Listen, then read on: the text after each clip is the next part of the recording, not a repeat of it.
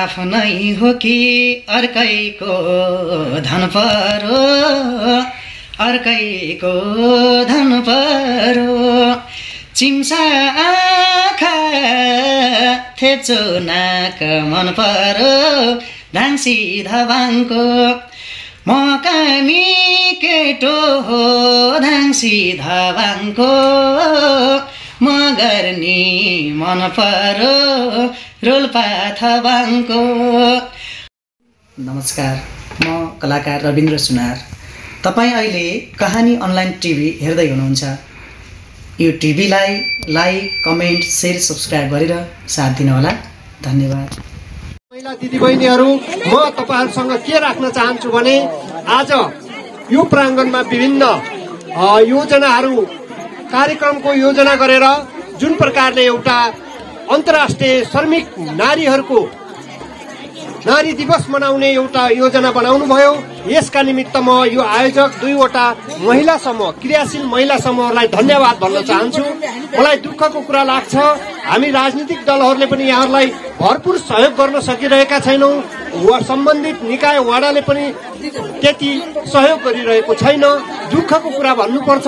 तर पनि तपाईहरु आफ्नै बलबुताले, आफ्नै क्षमताले एउटा दुईवटा महिला समूह यहाँ क्रियाशील, हाम्रो त्रिवेणी 7 मा क्रियाशील दुईवटा महिला समूहहरू रहनुहुन्छ।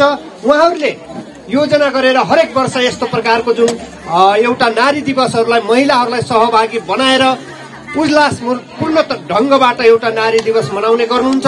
यसको इतिहास तपाईहरुलाई बताइरहनु पर्दैन। आजकै दिन हो, एउटा अमेरिका जस्तो विकसित राष्ट्रमा 1908 मा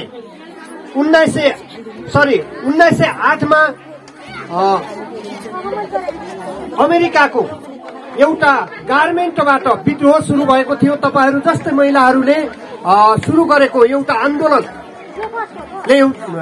सार्थक रूप लिएर त्यहाँको सरकारलाई गलाएर एउटा 3वटा बुदामा आन्दोलन गरेका थिए। त्यहाँका महिलाहरूले जुन एउटा त्यहाँको महिलाहरूलाई असमान ढंगले ज्याला दिइन्थ्यो, समान ज्यालाको एउटा बुदा राखेका थिए।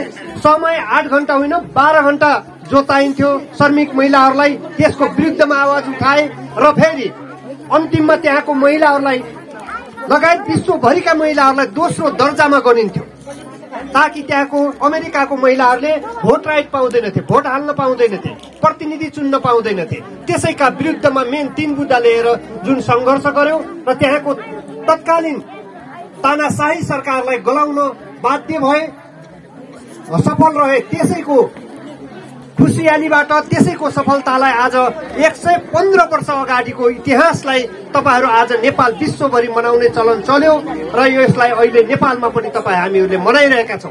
वास्तवमा आज यो महिलाहरूको निमित्त, एउटा विश्वभरिका छरिएका महिलाहरूको निमित्त गौरवपूर्ण इतिहास हो। यो इतिहासलाई बचाइराख्नका निम्ति यो त्रिवेणी 7 का दुईवटा महिला समूहहरूले दीपमाला र कोपिला बचत तथा ऋण सहकारी संस्थाको महिला दिदीबहिनीहरूले योजना गर्नुभयो। यसका निमित्त म यहाँहरूलाई मुरी धन्यवाद भन्न चाहन्छु। र यस्तै खालको अहिलेको अवस्थामा आएर हाम्रो गाउँघरमा रहेका अझै पनि नेपालमा महिलाहरूलाई पूर्ण अधिकारबाट वञ्चित गरिँदैछ। नेपालका महिलाहरूले पनि अझ एकपटक फेरि समानताका निमित्त लडाई लड्नुपर्ने अवस्था आउन सक्छ। भोलिका दिनमा अझै नेपालमा पनि 33% मा सीमित गर्ने महिला प्रतिनिधित्वहरूलाई भन्ने एउटा कानूनी मान्यता छ। हाम्रो पार्टी त्यसमा 50% मा लैजानुपर्छ, अधिकार बराबर गर्नुपर्छ भन्ने मान्यताका साथ लागिरहेको छ। र यो तपाईहरुको हरेक खालका यिनी मुक्तिकामी महिलाहरूले उठाउनु भएको आन्दोलन आवाज कुनै दिन फेरि एउटा सार्थक रूप लिनेछ र त्यसै गरेर जुन 115 वर्ष अगाडि अमेरिकाको महिलाहरूले एउटा आन्दोलन सुरुवात गरेर आज विश्वभरिका महिलाहरूलाई यो नारी दिवस स्वतन्त्रताको दिवस मनाउने अवसर दिलाएका छन्। त्यसै गरेर नेपालका नारी